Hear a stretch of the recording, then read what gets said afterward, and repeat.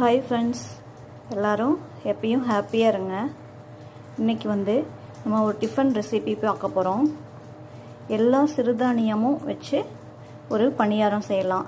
அதுக்கு நான் ஆல்ரெடி எல்லா சிறுதானியமும் கம்பு, சோளம், மட்டை அரிசி, கருப்பு கவுனி அரிசி, வரகு, சாமை, குதிரைவாளி, என்னென்ன சிறுதானியம் இருக்கோ எல்லாத்துலேயும் கால் கிலோ வாங்கி லைட்டாக வறுத்து மொத்தமாக போட்டு வச்சுக்கலாம். அதுலேருந்து நம்ம அப்பப்போ எடுத்து யூஸ் பண்ணி மாவு அரைச்சிக்கலாம்.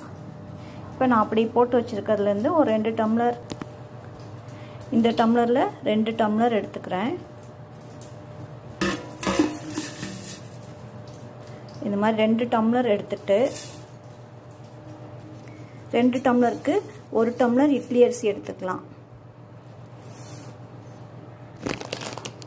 உளுந்து ஒரு 1/2 டம்ளர். இந்த டம்ளர்லேயே நம்ம அளவு வச்சுக்கலாம். 2 டம்ளர் சிறுதானிய அரிசி, 1 டம்ளர் இட்லி அரிசி, 1/2 டம்ளர் உளுந்து, கொஞ்சம் ஒரு 2 ஸ்பூன் வெந்தயம். இது எல்லாமே ஒரு 2 ஹவர்ஸ் நல்லா ஊற வச்சுக்கலாம். நான் அதில் ஊற வைக்கும்போது கொஞ்சம் பாசிப்பயிறு போட்டிருக்கேன். பாசிப்பயிறு, உளுந்து, சிறுதானியம், இட்லி அரிசி எல்லாத்தையும் சேர்த்து ஒன்றாவே ஊற வச்சு 2 மணி நேரத்துக்கு அப்புறம் கிரைண்டரில் போட்டு நம்ம அரைச்சிக்கலாம். கிரைண்டரில் போடும்போது கொஞ்சம் அவல் சேர்த்துக்கலாம். அப்போ தோசை கொஞ்சம் சாஃப்டாக கிடைக்கும். பணியாரமும் அதில் செஞ்சுக்கலாம், தோசையும் செஞ்சுக்கலாம். 2 மணி நேரம் ஊற வச்சாச்சு, நல்லா அலசி எடுத்தாச்சு. இதில் எல்லா சிறுதானியம், பாசிப்பயிறு, உளுந்து, வெந்தயம் எல்லாம் ஒன்றா போட்டு ஊற வச்சுருக்கேன். இதை அப்படியே கிரைண்டரில் போட்டு இப்போ அரைச்சி எடுத்துக்கலாம்.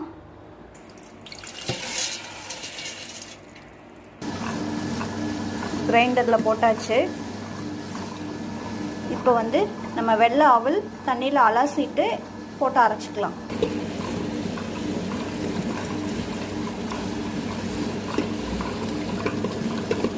நம்ம மாவு அரைக்கும் போதே இந்த மாவுக்கு தேவையான உப்பு சேர்த்துக்கலாம்.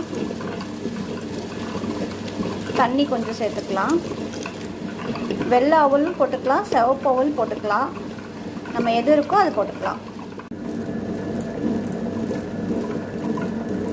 மாவு இந்த அளவு அரைச்சா போதும். ரொம்ப வலுவலுன்னு அரைக்க வேண்டாம்.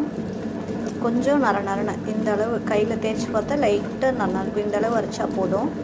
மாவு அரைச்சிருச்சு. இப்போ நம்ம மாவு எடுத்துடலாம். மாவை எடுத்தாச்சு. நல்லா கையை வச்சு நல்லா கலக்கணும்னா நல்லா புளிச்சு வந்துடும். அடிக்கிற வெயிலுக்கு 4 மணி நேரம் இருந்தாலே போதும், நல்லா புளிச்சிடும். இப்போ நம்ம தோசை, பணியாரம் எது வேணாலும் சுட்டுக்கலாம். நம்ம அரைக்கும் போதே உப்பு போட்டுட்டோம், அதனால் கையில் நல்லா கலக்கினாலே போதும். நல்லா கலக்கிட்டு மூடி வச்சிடலாம். 4 மணி நேரத்தில் புளிச்சிடும். மாவு மூடி வச்சிடலாம், புளிக்கட்டும். அதுக்கப்புறம் நம்ம எடுத்து செஞ்சுக்கலாம். நம்ம அரைச்சி வச்ச மாவு சூப்பராக புளிச்சு ரெடி ஆகிடுச்சு. நம்ம இதை வச்சு தோசை, பணியாரம் சுட்டுக்கலாம்.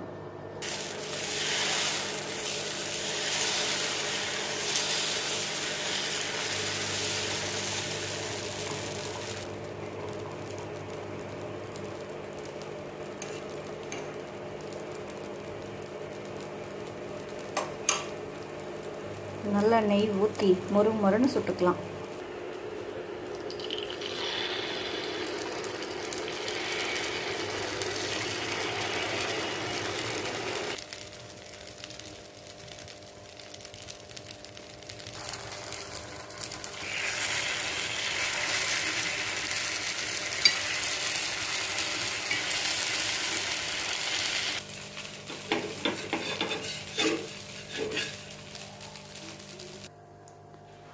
சூப்பராக மில்லட் தோசையும் பணியாரமும் ரெடி ஆயிடுச்சு. இது கொத்தமல்லி சட்னி வச்சு சாப்பிட்டோம்னா ரொம்ப டேஸ்ட்டாக இருக்கும். நீங்களும் ட்ரை பண்ணி பாருங்கள்.